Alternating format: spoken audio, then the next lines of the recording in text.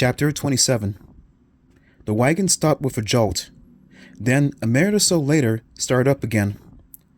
Bounding around inside the basket, I lost all track of time. Where is he taking me? I wondered. What does he plan to do? And why me? My head hit the front of the basket as it drove to another stop. I shivered. My body was drenched in a cold sweat. The air in the box had become sour. I began gasping for fresh air. I let out a cry as the lid suddenly flew open. The harsh sunlight made me shield my eyes. "Remove her!" I heard the booming voice of the executioner. Strong arms grabbed me roughly and tugged me from the straw box. As my eyes adjusted to the light, I saw that I was being lifted by two gray uniformed soldiers. They set me on my feet, but my legs gave way, and I crumpled to the dirt. "Stand her up," the executioner ordered. I gazed up into the sun at him. His face was hidden once again in the shadow of his dark hat. The soldiers bent to pick me up. Both of my legs had fallen asleep. My back ached from being tossed and tumbled in the box. "Let me go!" I managed to cry. "Why are you doing this?" The executioner didn't reply. The soldiers held on to me until I could stand on my own. "You've made a terrible mistake," I told him, my voice trembling with anger, with fear. "I don't know why I'm here or how I got here, but I am the wrong girl. I am not who you think I am." Again, he did not reply. He gave a signal with one hand, and the guards took my arms and turned me around. As I turned away from the executioner, away from the sun, the dark castle rose in front of me. I saw the wall, the courtyard, the dark slender towers looming up over the dark stone castle. The Terror Tower! He had brought me to the Terror Tower!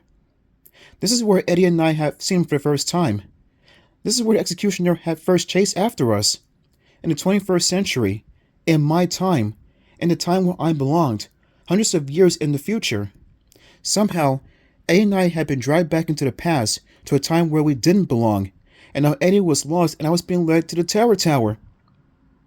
The executioner led the way. The soldiers gripped my arms firmly, pulling me through the courtyard toward the castle entrance. The courtyard was jammed with silent, grim-looking people. Dressed in rags and tattered, stained gowns, they stared at me as I was dragged past. Some of them stood hunched like scarecrows, their eyes vacant, their faces blank, as if their minds were somewhere else. Some sat and wept or stared at the sky.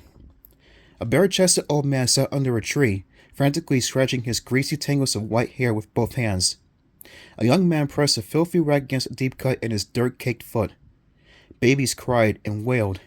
Men and women sat in the dirt, moaning and muttering to themselves. These sad, filthy people were all prisoners, I realized. I remember our tour guide, Mrs. Starks, telling us that the castle had first been a fort, then a prison. I shook my head sadly, wishing I were back on the tour, in the future, in the time where I belonged. I didn't have long to think about the prisoners. I was shoved into the darkness of the castle, dragged up the twisting stone steps. The air felt wet and cold as I climbed. A heavy chill seemed to rise up the stairs with me. "Let me go!" I screamed. "Please, let me go!" The soldiers shoved me against the stone wall when I tried to pull free. I cried out helplessly and tried again to tuck myself loose, but they were too big, too strong. The stone stairs curved around and around. We passed a cell on a narrow landing.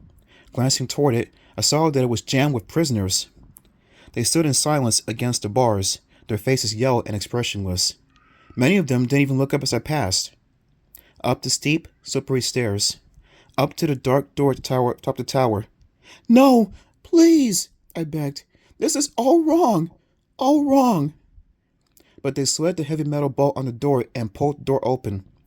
A hard shove from behind sent me sprawling into the tiny tower room. I stumbled to the floor, landing on my elbows and knees. I heard the heavy door slam behind me. Then I heard the bolt slide back into place. Locked in. I was locked in the tiny cell at the top of the Terror Tower. "Sue!" A familiar voice called my name. I raised myself to my knees, glanced up. "Eddie!" I cried happily.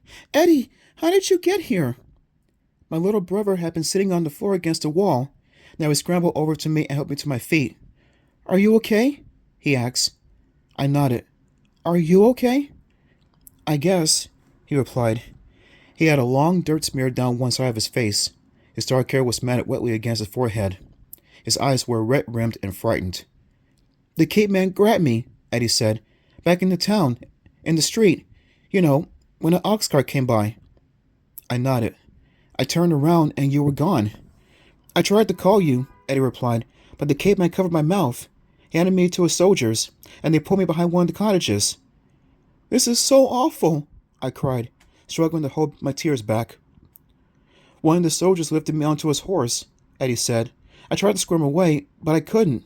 He brought me to the castle and dragged me up to the tower." "The Cape Man? He's the Lord Executioner," I told my brother. "That's what I heard a woman call him." The words made my brother gasp. His dark eyes locked into mine. "Executioner?" I nodded grimly. "But why does he want us?" Eddie demanded.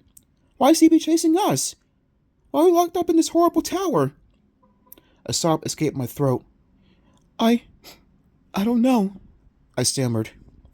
I started to say something else, but stopped when I heard noises outside the door. Eddie and I held together in the center of the room. I heard the bulb slide to one side. The door slowly began to open. Someone was coming for us.